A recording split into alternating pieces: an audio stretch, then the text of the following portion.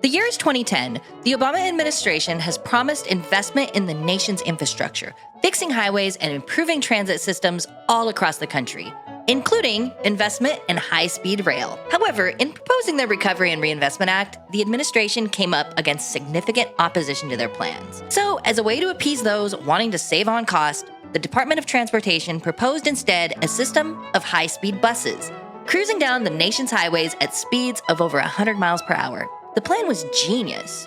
Think about it for just a minute. There's no need to build expensive rail infrastructure, new stations, and all of that jazz, right? You can simply retrofit existing roads and run bus service. Except for one thing.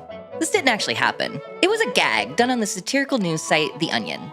And nobody in their right mind would ever attempt to run buses at over 100 miles per hour, right?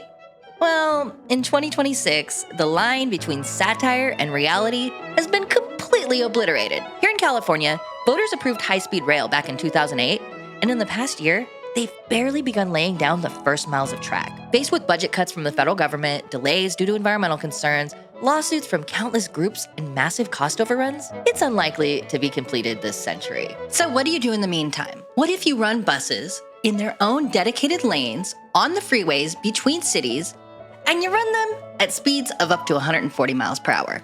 This will totally work. CalTrans now exploring whether high-speed buses traveling up to 140 miles per hour could one day share the roads with drivers. This project is simply exploring long-term possibilities. Long-distance travel by bus could become an attractive and affordable way to go between California metropolitan areas.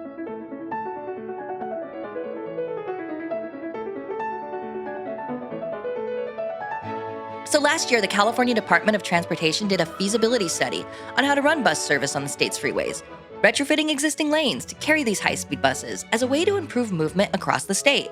The preliminary investigation for this concept was done in July of 2025, and it's an 18-page document outlining everything that CalTrans found and giving proposals on how to implement this plan. Okay, but seriously, would you ride a bus going 140 miles per hour? So this report was just released to the public on Wednesday, May 13th of 2026. The proposed corridors include State Route 99 through the Central Valley and Interstate 5 and US 101 between San Francisco and Los Angeles, potentially extending south all the way down to San Diego. Under one concept, a trip between San Francisco to Los Angeles would cut the over 300-mile journey to about 3 hours and 12 minutes. While a trip on a high-speed bus would reduce travel times by a few hours, there are significant concerns with regards to safety.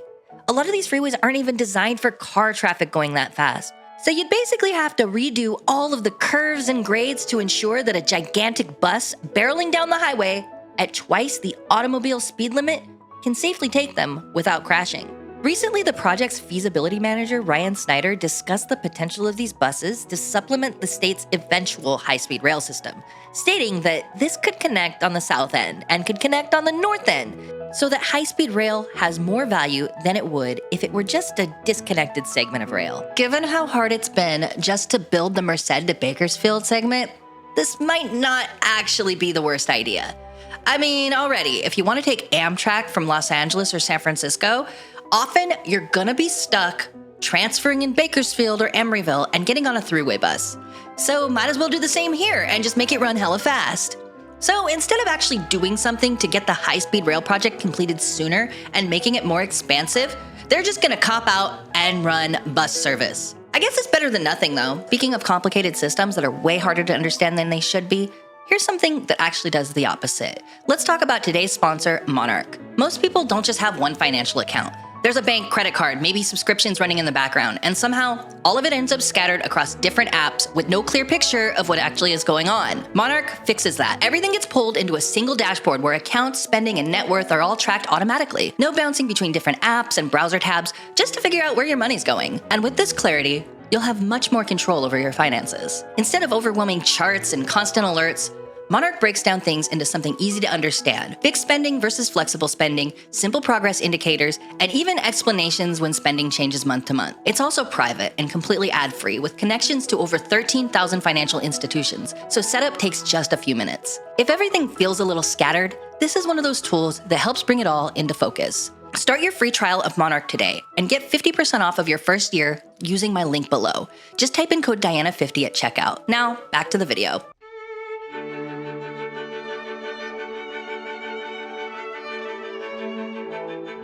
So this project isn't without precedent. Researchers looked to similar systems across the world and took inspiration from South Australia's Adelaide Oban system. The difference is, CalTrans wants this to go statewide, over hundreds of miles, and the Oban only runs through one city and is a total of 12 kilometers, or about 7.5 miles. These buses run on a concrete track using guide wheels similar to a train, but at much lower cost, and have exits to allow the buses to integrate back into normal, regular traffic when they reach their stops. The thing is, they've topped out at about 90 kilometers an hour. That's 55 miles per hour in American units. Very different from running a bus at more than twice those speeds, over a state the size of most countries. Like, I see the vision here, but at this point, with all the required technology and station construction, is a train really that much harder to build? Like, come on. Seriously? I get that this is a creative solution to repurposing the massive amounts of freeways we've already built in this state, so I applaud CalTrans for that.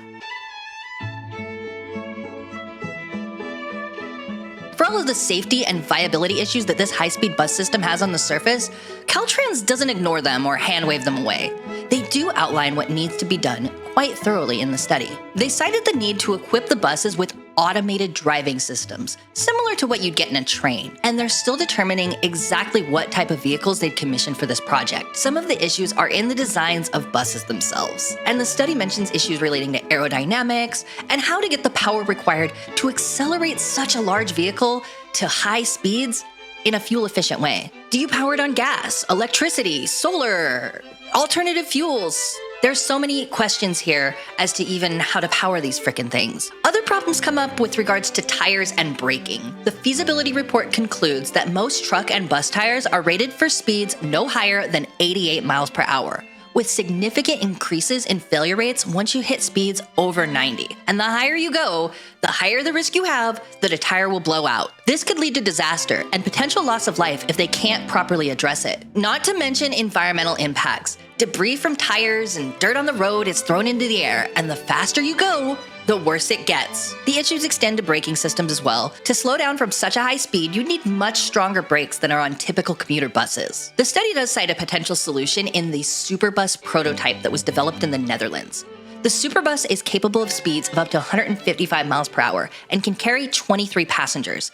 It basically just looks like a giant limousine, not gonna lie. Again, to make this solution viable at scale, you'll probably need something a little higher capacity than that. When I first heard about this project, I was listening to KQED, which is our local NPR affiliate here in the San Francisco Bay Area, and I had to do a double take on the date because I thought this was some sort of April Fool's prank in the middle of May, because it seemed way too absurd to be true.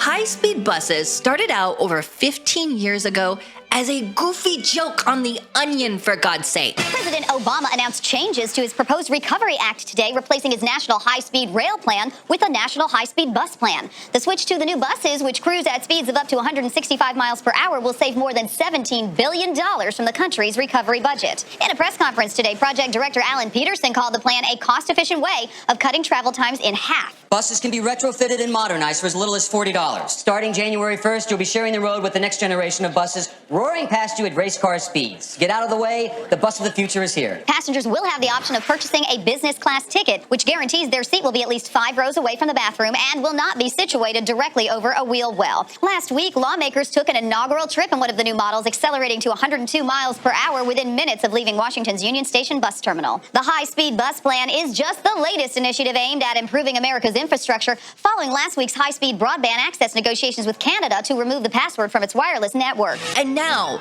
they're actually considering it. Reinventing the train, but somehow worse. Lower capacity, needing all sorts of complicated safety upgrades and reliant on futuristic, unproven technology just to do what? Maybe I'm missing something here.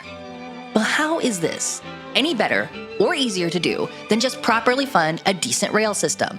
I'm all for creative solutions, and we shouldn't write it off entirely. It's definitely better than just relying solely on driving everywhere, especially in a huge state like California with tons of freeways already there for the taking. But what do you guys think? High-speed buses? Good idea? Or absolutely freaking crazy? I don't know, guys.